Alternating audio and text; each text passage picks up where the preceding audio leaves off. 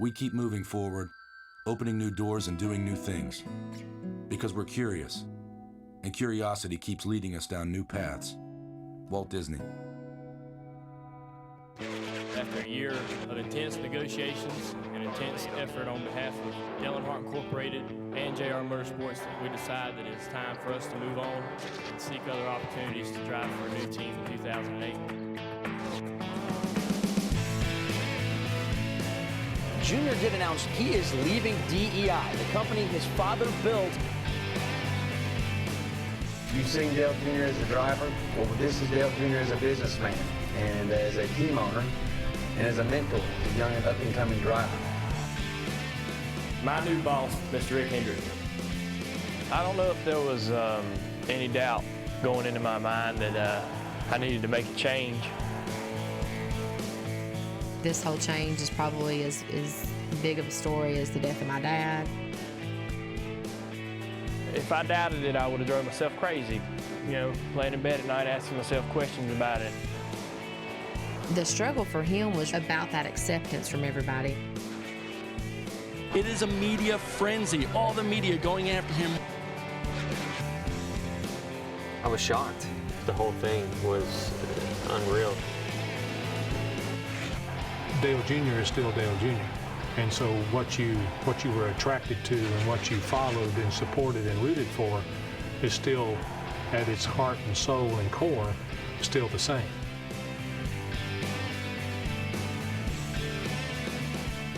Money is not really the issue. You know, there's some things that you can't get with money.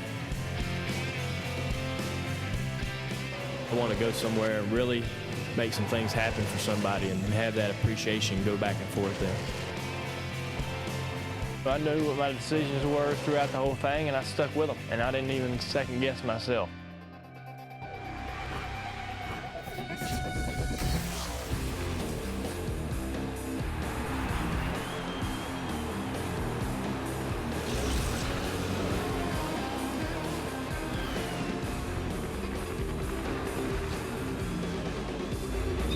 And now, shifting gears, presented by the National Guard.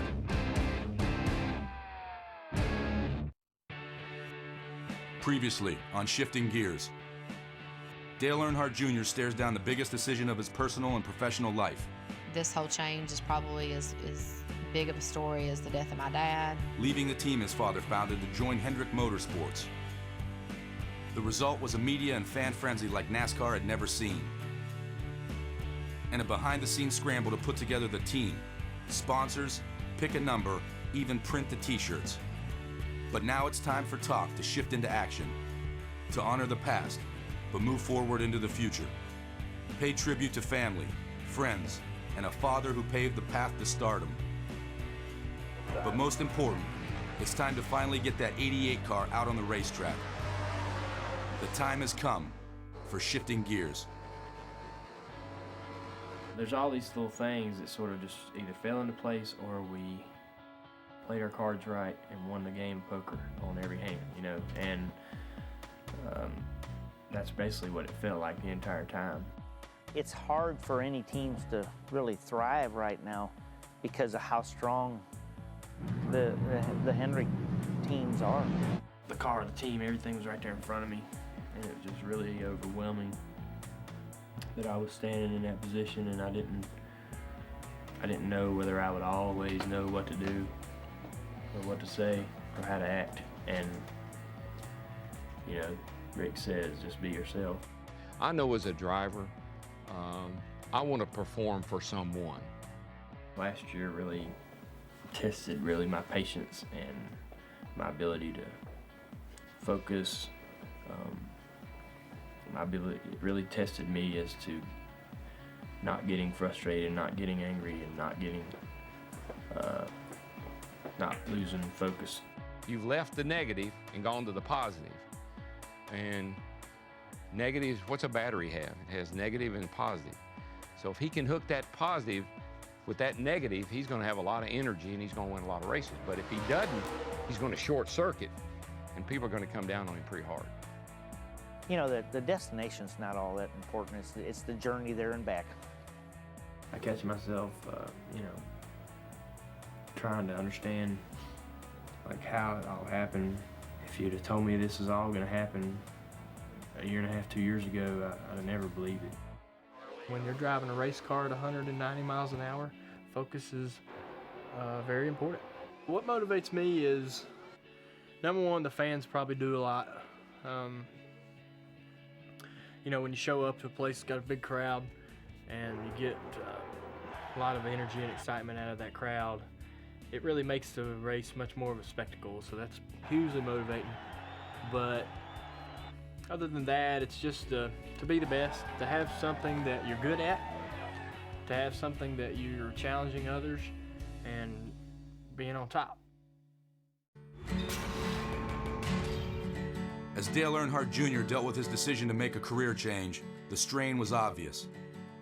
But since the moment that decision was final, he's been all smiles.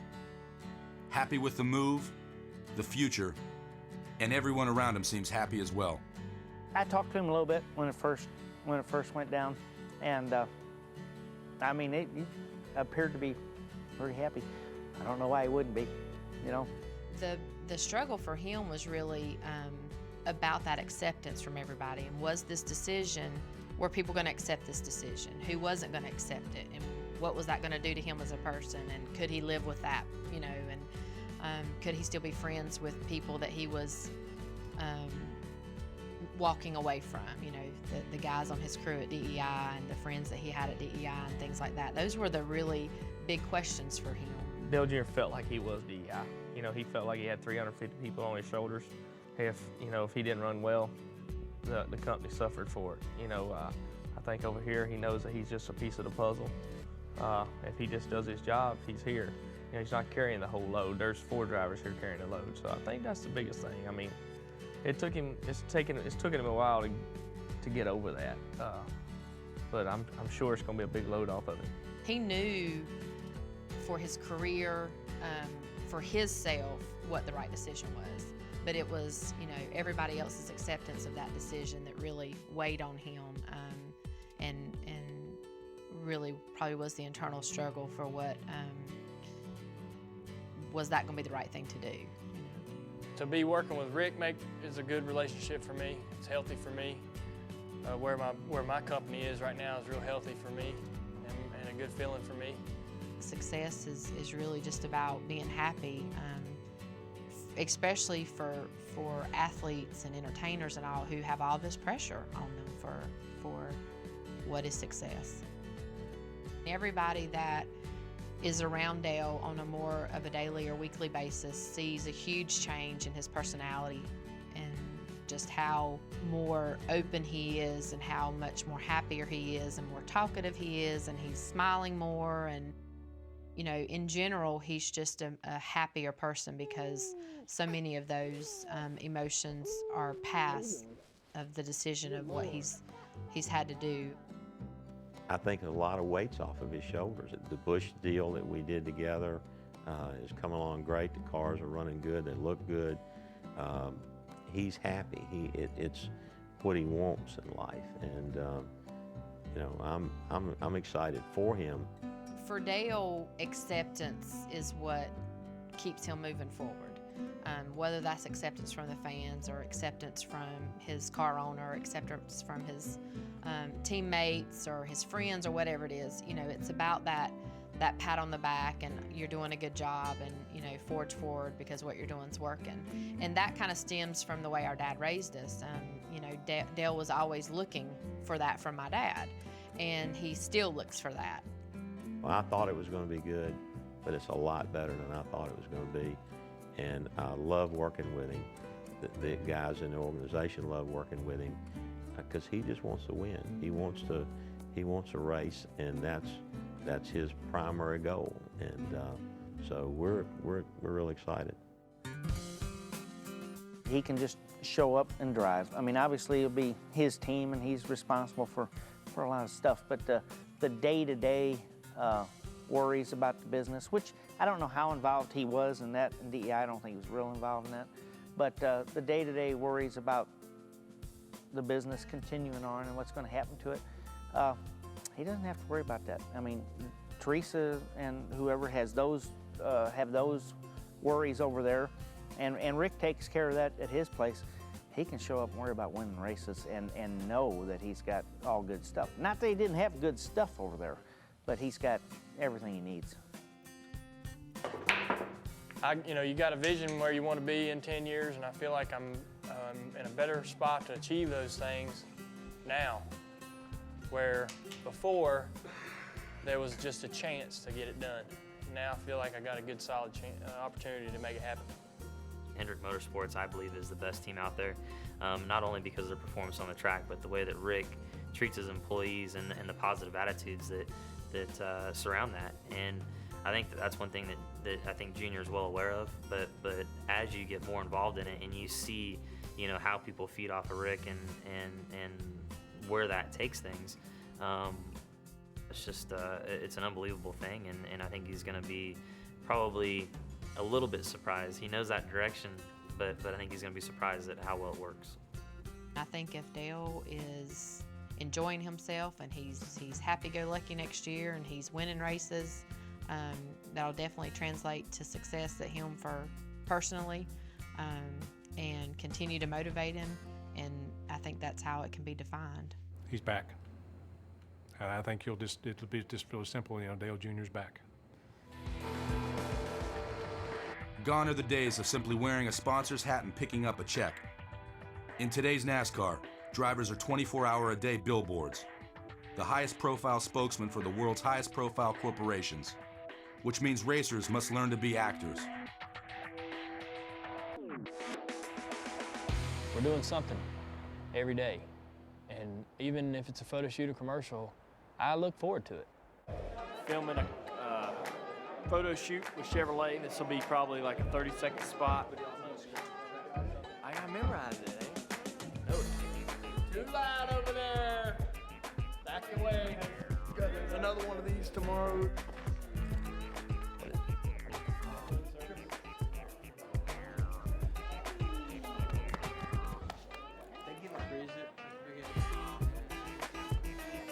That's about it. Let's just roll this. Roll this.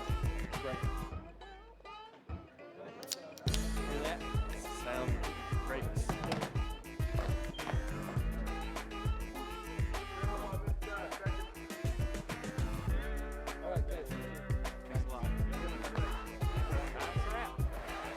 You get paid by having to watch, because I think you're going to make a lot of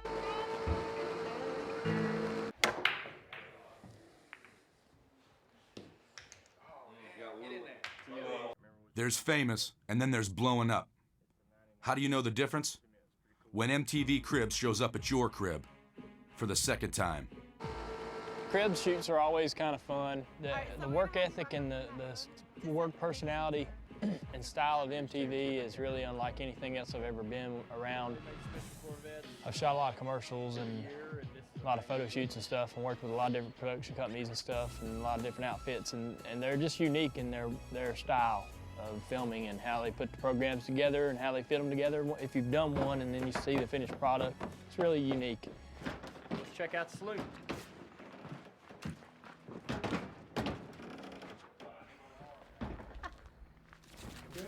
It's just great. It's a great opportunity for me. The first one that we did was huge for me in my career, and just kind of crossing us over into some new areas, getting a NASCAR driver in that environment was real good. See that? You got that, didn't you? I wasn't rolling. Yeah. You weren't? You're there. Dude, I'm on the green. Look, the only ball in there. I'm proud of that accomplishment, to be able to take NASCAR to that arena, and that's something I take really seriously, and I feel like it has a huge effect on our sport when a driver's able to accomplish and do things like that. So I felt like it was important to do it again. I kind of was excited and proud of the property that I have, and to be able to have the opportunity to show it off like all those other famous athletes and actors and whatnot. It's kind of cool to kind of see, because everybody lives differently, and what everybody thinks is cool and exciting is different, and it's kind of fun to see those contrasts between one guy and the next. When the party's over and the cameras aren't around, Dale retreats to his crib to do what else? A little racing. Online racing for me is just a release. It's just, you know, it ain't so much about online racing. It's just about being around your buddies and having fun, doing something, a hobby that you can do with other people. I've been racing on the internet for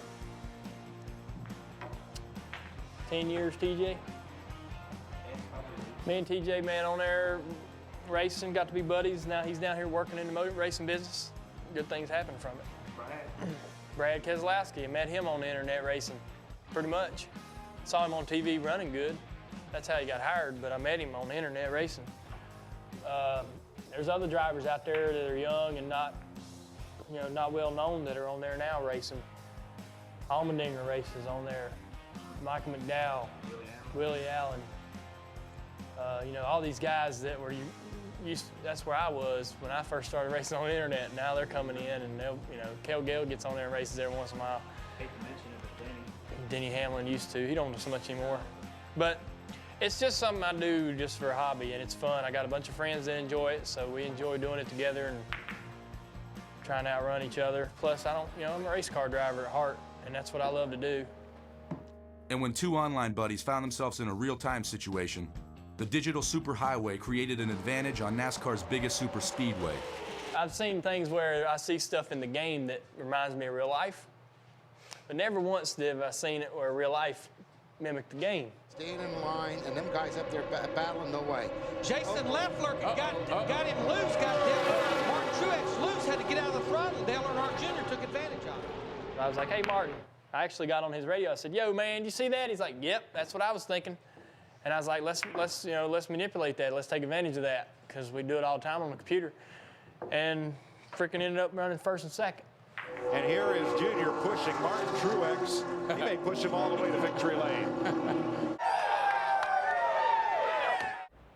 Dude, what are you doing? What are you doing to that deer? That doesn't look right.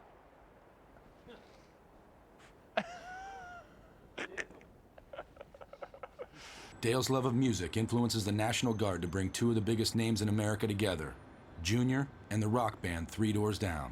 You know what, just out here to support Dale and be out here and be a part of this, be a part of what's going on today. They approached us, I guess it's been, I suppose, about 6 months back, and asked us to write a song for the Guard, and we jumped at the chance. We were really psyched about doing it, and the theme of what they wanted the lyrics to be about, and the lyrics just kind of grew from there, and it grew into a song showing what the Guard is and what they're about and what they do here at home, and how they live their citizen lives and how they live their soldier lives, and you know, and how what their impact is overseas, but also it really focused on the home front as well. The Earnhardts are beloved because no matter how much success they have, they never lose touch with their blue-collar, hard-working roots. It's a big reason why Dale Jr. was adamant about teaming with the National Guard and about being much more than just a spokesperson.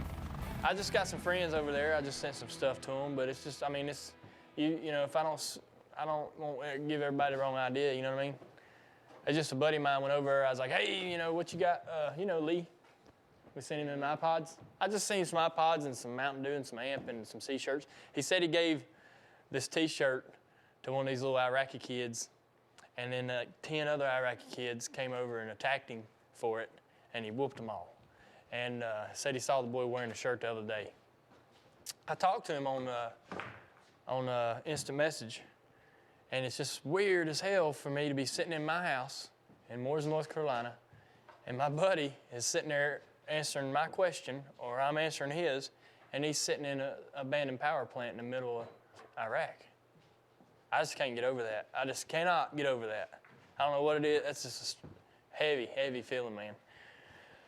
But he said they, you know, some of them guys, they go over there. I would imagine, I don't know what it's like to be in the military, but I would imagine that maybe just as anything else you do, if you're going somewhere, packing or planning a trip, you get there and you say, damn, I should have brought such and such. I didn't know it was going to be like this. Maybe if I should have brought this or that, you know, some comforts from home that you normally want, that you didn't take. But now it's, you know, you get there and you find it's the perfect situation for it or whatever.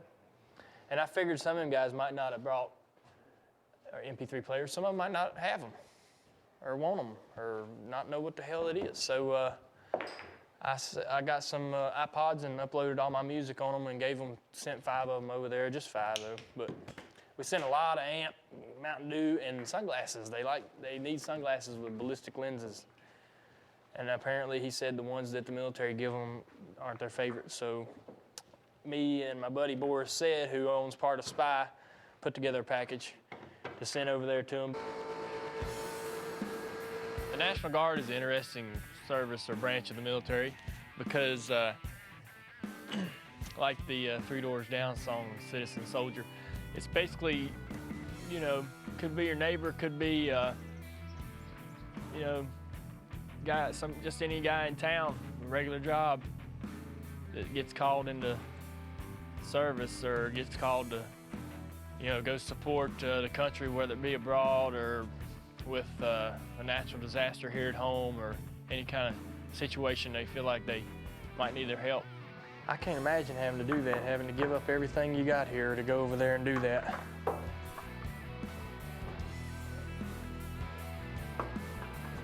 Don't look at that, that's probably terrible.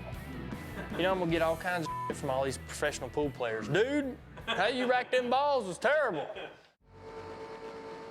Dale Jr.'s move to Hendrick Motorsports has been hailed as the formation of NASCAR's dream team.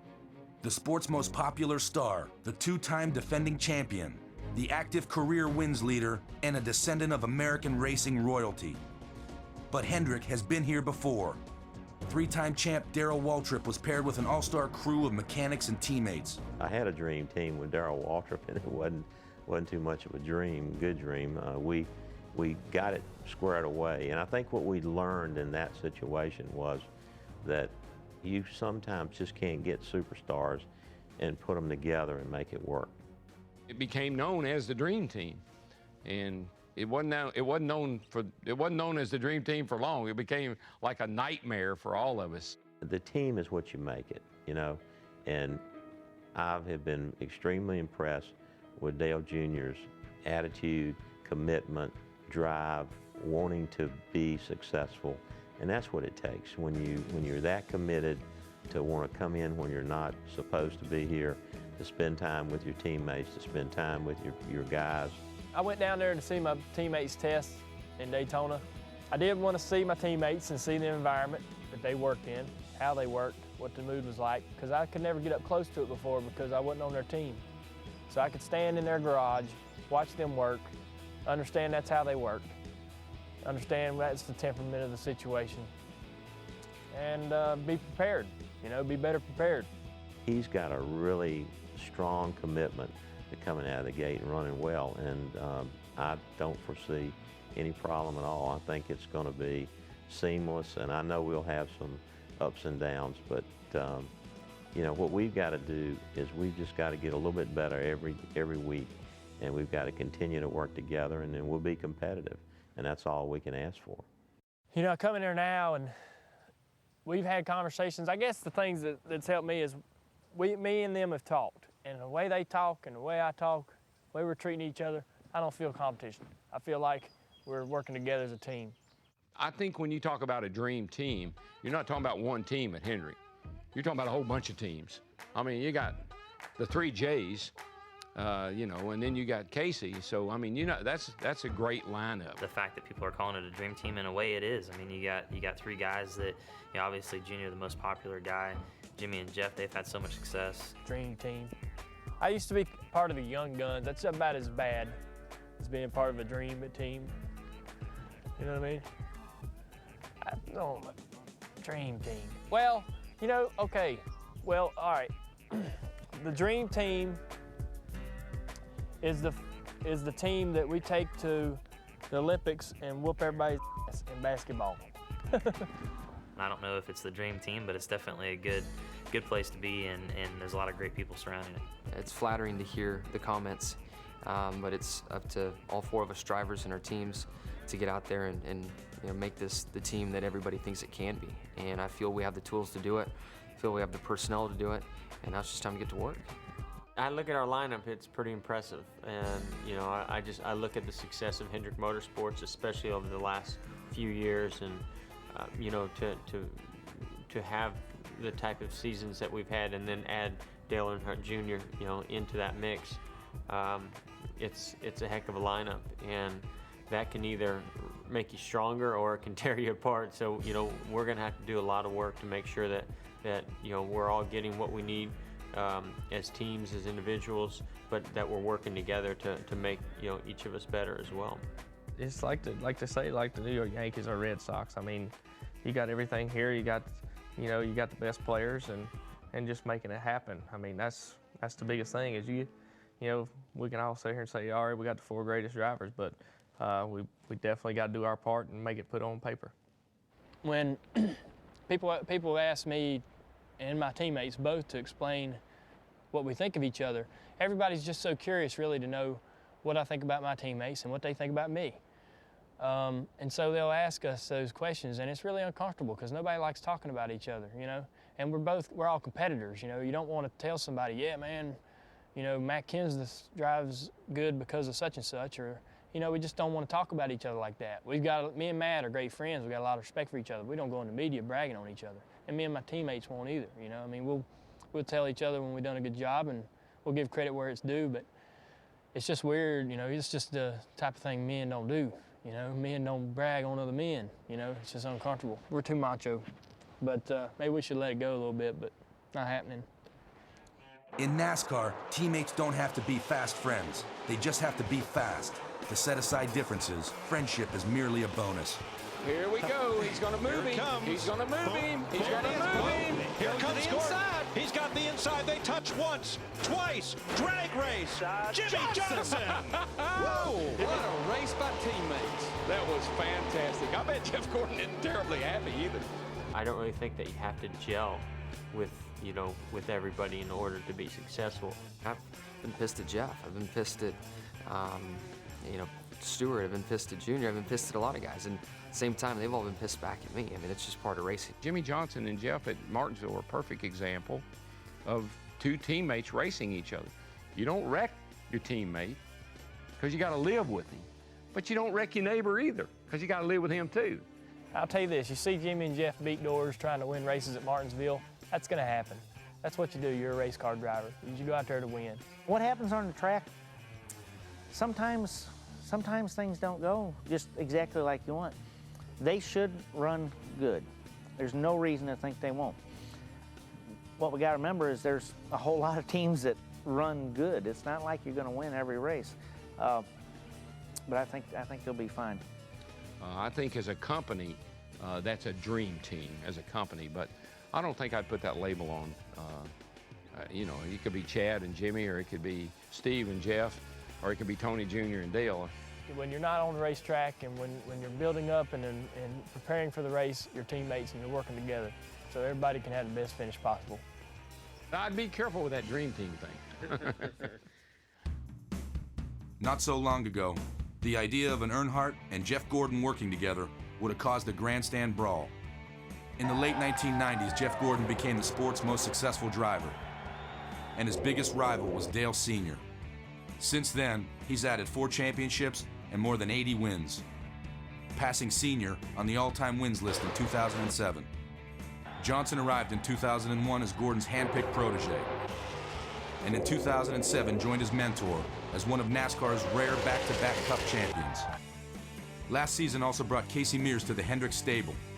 With the addition of Dale Jr., it's already being called the most fearsome foursome in NASCAR history. It began 3 decades ago with Dale's grandfather, Robert G. Our grandfather, Robert G., worked for Mr. Hendrick for quite some time. My granddaddy Robert was a famed body man in the NASCAR series for 30 years. My granddaddy adored Rick Hendrick, and everything that he talked about and did was about Rick Hendrick. My granddad worked for me, and he and I were friends from the same small town. Rick tells a story about him putting a hood scoop on his Chevelle when he was 16 or 17, and that's how they met. He was really proud of his employment and his involvement at Hendricks, and you know, that was always apparent to me. Even before actually working at Hendrick Motorsports, my grandfather had cars that my dad raced when he was up and coming, and he and Mr. Hendrick owned a car together that my dad raced and won with at Charlotte. The first car Rick ever sponsored was my granddaddy's dirt late model, running over at Metrolina in Concord.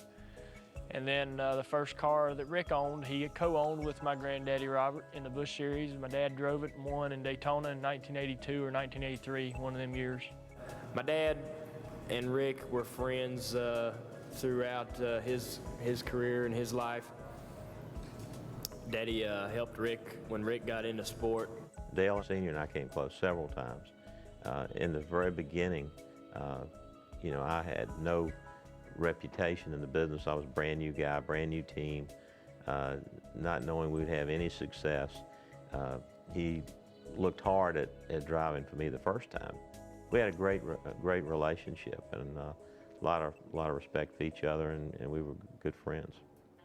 When my granddaddy got sick with his strokes, I got to know Mr. Hendrick in a lot more personal way, and he came to the hospital. I was there about every day with my grandfather. Took care of him till he died, and Rick does that for a lot of people. He just happened to do it for my granddaddy. I think back to that, and it's just really neat. I mean, because he's a man that throughout my family, whether it was my dad or my grandfather, was somebody to be respected. I think Rick's heritage of the sport, and particularly his relationships with his grandfather, with his father, are very important to Dale Jr. too. I think Rick also had a relationship with Dale Sr., helped out at different times, and Dale Jr. was aware of that. I just think he saw the compassion. I met Rick when I was 15 in Topeka, Kansas at an ARCA race. I was driving, and Kenny Schrader and I were together, and he was, I think, 14 years old, and Junior and I were talking, and he said, I'm gonna drive for you one day. And I said, okay, well, let's sign a contract now. So we signed a contract on a napkin. I figured even if it was a joke, I better sign it because it might come in handy one day. I bumped into him down in Myrtle Beach when he was driving a Busch car, and we were standing in the driver's meeting together, and said, you remember you signed a contract with me? And he said, I thought you forgot that. And I said, no, I didn't forget it. I said, I was just scared of your daddy because I knew I wasn't going to try to enforce it. He said, but if you give everybody on my team a Corvette, I'll come over and drive for you. And so we just were talking. And then my son Ricky was good friends with Dale. And he told me one day, he said, this is going to happen one day. And I said, that'll never happen. He'll never leave DEI. Obviously, what I'd like to see is Junior over there driving and his daddy still in the office, but you know, that's not the case. Dale lost his dad, Rick lost his son, and I know Rick would never say, well, Dale could never take the place of Ricky, but there is a bond there that I think was important as well. He's just a gracious, very understanding, very passionate, you know, let's just look at the goal and let's do whatever it takes to get to it, you know, kind of guy. Dale Sr. always had as it relates to Dale Jr., I think he always wanted what was best for him. If Dale Jr. had gone to his dad and said, Dad, you're not giving me what I need. This company is not providing, we're not keeping up, we don't have the technology, we're behind in so many places, you're not giving me what I need, and I want to go drive for Rick Hendrick. And I guarantee you Dale would have looked him in the eye and said, look, if I'm not giving you what you need, you go make your best deal. His dad was about winning. His dad was driven to win races and win championships like nobody I've ever seen. And I think his dad would say, you've got to do what you've got to do to put yourself in position to win championships and win races. As much history as there are in names, there is even more in numbers. And the number 88 has been in stock car racing since the beginning. The number we're going to use next year will be number 88. I wanted the 88, and Robert Yates had the 88. In respect to Robert, I wanted to know whether he had a problem with that because that was a number that he kind of parked. We were really lucky, I think, to be able to get the 88. And Robert was is pretty welcoming to that idea. Robert was faced with the situation. You know, when you have numbers and you're not using them, sooner or later, somebody could make you either use it or lose it. And I think Robert felt more connected to the 28 than he did the 88. And so it made sense for him to let them have 88 and he'd go back to running the 28 number again. You know, it's awesome that he's excited about that as I am. You know, he's been very nice about it and everything. And you hope that people would have that kind of respect if they're going to drive a number that you've made famous. You know, you hope people would respect what you did with it and honor where you took it. And so that's a great feeling. Of course, when I drove the 88, that was the DieGuard car. And then we had the Gatorade. Gatorade come on board, and they liked the number and made a really nice paint job, you know, with the tricked up H and the big Gatorade and the lightning bolt. That was a cool looking car. I haven't been a big fan of the car that Darrell and Rusty and Ricky Rudd drove, the 88 from the early 80s. Bobby Allison drove it. That car was, you know, a prominent car at that time and in that era. You know, that number resonates with our family. And again, it's got to be meaningful to Dale. He's all about the back end story and nostalgic and really what something represents, so that he can grasp a hold of it and make it his own. And that was what was important about coming up with the car number, is something that he could wrap his arms around. Worked out good for everybody. Teresa got to keep 8, Dale Jr. got 2 8s, and Robert got 28. So it's all good in 08. And you can't be filming my shots that I'm missing. No, if you don't make them. Stay off the table. Behind the man is always a woman, and the woman behind Dale is his older sister, Kelly. There's 2 years between Dale and I, and while he was growing up, he was always kind of the littler guy than everybody his age, and he was fair-skinned, little blonde, running around, and so he always just seemed like he needed a little extra coaching and a little extra looking after and whatnot.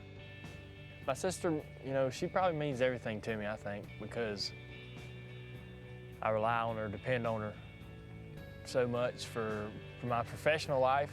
I rely on her and depend on her a lot for my, you know, for personal stuff, questions about girls and, you know, just how to deal with certain issues. She's grown up and she's run into a lot of things being a couple years older than me that I haven't yet. We've really stayed close. I think a lot of that's due to the fact of our parents splitting up early and our dad being gone and racing and being successful. We kind of were at the house with, you know, different caretakers and whatnot, just looking out for each other. And I had to do more looking out for him than he did for me when we were younger. And that bond, so we just kind of have stayed that way, and that's kind of a tribute to our closeness there. You know, she helps or tells you how she dealt with something or handled a situation or handled a problem with a friend or, you know, relationship or whatever. So she does that for me a lot. Every time I need it, you know, whenever I need it, she's the one I go to. Their relationship together, they're probably as connected as any sister and brother I know. They've always had to rely on one another, and I guess it is what has made the bond that they have today. And as a mother, that takes a lot off of me, because when the time comes I'm not here, I know they'll always have each other.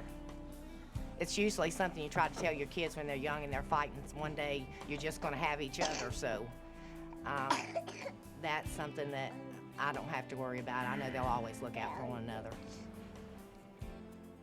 Well, I think obviously after our dad's death was a time for Dale when I felt like, you know, I kind of needed to step up and help guide his decisions and be there kind of as a sounding board, I guess. Kelly is an actor. She's proactive. She goes out and gets things done. I'm not even so sure that Junior would have left DEI if it hadn't been for Kelly putting things together so he could. My deal was just starting to get going with the racing and the Busch Series winning championships. She just called me one day and said, "You gonna need some help?" And I said, "Sure, you know, hell, I'm pretty open to hearing anybody's advice. I didn't know nothing about financials or taxes or what the hell to do with all that money. So she took a 50% now, and I say 50, I mean 50. She took a 50% pay cut to come work for me. She's making her original salary plus these days, but when she first came, she just did it because she wanted to. She did it because the same reason she helped me. She gave me lunch money when I'd spend it on candy before lunch, you know, at school. So she's always helped me like that. You know, it's really cool now to be able just to be a part of his world and all that he has going on. Really just to share in his success and see him really become a success and be a confident man and you know, all the things that he's accomplished in his career. That's really payback enough for me. She's real special to him and means a lot to him, and you just can't describe it. You know, it's hard to say, but you know, I think Kelly's the #1 thing in his life. Behind every successful man, there's a woman, and who do you think that woman would be in his life? As Junior's history continues to play a vital role in his future, Dale and Kelly race back to Oak Ridge Military Academy, where they're now looking after the place that once looked after them.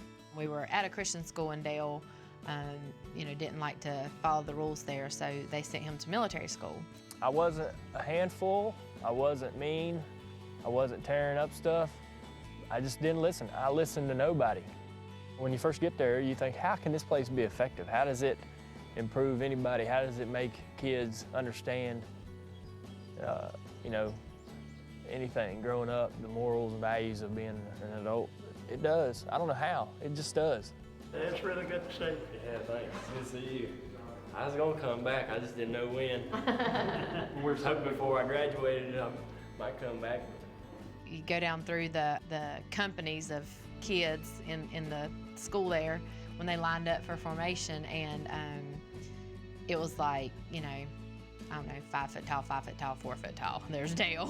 I mean, he was just the littlest of all. The rifle was as tall as he was, so we had to come up with a different rifle for him. Remember, we took one of the rifle team rifles, which was shorter, and let him march in the parade with. I went because I had to. I didn't have a choice. My sister went 2 months later because she missed me, so she says. Which I don't know if that's, I believe a lot of stuff she says, but I've heard a lot of bullshit too. I don't know anybody goes to military school because they miss somebody. Here I am, I'm there, sad because I'm away from home, missing home, wanting to be home. Where's my toys, you know, where's my friends, where's my buddies, where's my BB gun? And here she is coming in and looking at it as if she's already, you know, she's starting her first semester in college. She's enjoying interacting with everybody there. She has no worry about being away from home or family or friends or dad or anybody. You know, she was living on her own already, you know. It was weird, but, you know, that's how she was. Up there, I had to keep a special eye on him. People like to pick on him and all that kind of stuff. And of course, he didn't do anything to help himself stay out of trouble. Major Barbera lived right there. The military school did so much for me that I almost went back and graduated, and I wanted to go back and graduate. That's what I should have done. I regret not doing that. But they did so much for me and my sister, and that helped me not end up on drugs or end up in a, you know, in a bar fight every week, or, you know, I'd be worthless without it. So I gave them some worth, gave them some money. I invested a bunch of money into some of the buildings to help rebuild the buildings and help improve some of the facilities. A lot of the way this place looks, it was all but closed down a little over a year ago, Dale, and that's the truth. If it wasn't for you and Kelly, it'd still be closed down. Really? I went back and they gave me the diploma, and I really appreciated that, but I didn't earn, I was only there for a year and a half. We'll count you in the class of 2007. All right. All right. Can come back for that. Congratulations, job well done. Thank you, I appreciate it. Getting a diploma was cool, but you know, that stuff was secondary to helping the school, putting in the floor in the gym, and all the things you can do to help, man. You know, hell, that diploma's all right, but that, you know, that don't matter. I don't need that diploma to know how much that school was worth to me. Dale even took a moment to visit his old room, and it brought back memories of his youth. So Dale, was yours the same where was your closet? One was here. Yeah. We had a bunk bed here. Uh-huh. One was here. One was there. 2 desks there. Got it. My alarm clock would sit on the sill, wake me up WTQR every morning. I was glad when I left, but you know, you're young, you don't understand what you went through, and you don't understand the values that it's taught you yet. But over time you do, and I do now. We appreciate you coming. Yeah, I'm glad to come around and see it. Brings back a lot of memories. Have you been down to your dorm? Yes. Yeah. I haven't, well, we skipped Armory, but I got to go to Holt and look at the rooms that I stayed in. See, I remember when your dad brought you back the first time you went home, and he said, make him change his socks in his underwear. Evidently, they had gotten you home, and it was awful around the supper table. One last visit before heading home. A chance to chat with the football team. A team that exists thanks to Dale's generosity. When I went to school here, they didn't have a football team. And I thought that, you know, this is kind of a tough environment. It's a lot of fun going to school here, but it's different. And the football team might give you guys, or the whole school, really something else extra to get excited about. We started a football team, which is huge when drawing new students to the school, because a lot of kids want to come there and play sports, want to be able to play sports. If you're at a military school, there's got to be a couple perks, you know, and a football team is a good dang perk. So, plus, I like football, and I want to see them win. I enjoyed the hell out of that for some reason. You know, it was really, really fun for me. You have been a great benefactor to this school, and that's not baloney either. That's the honest to God's truth. Well, we just get started. We just get started. Take care for me. Bye-bye. The military school deal was hard, but without it, I don't think I get to where I am today. There's no way, impossible.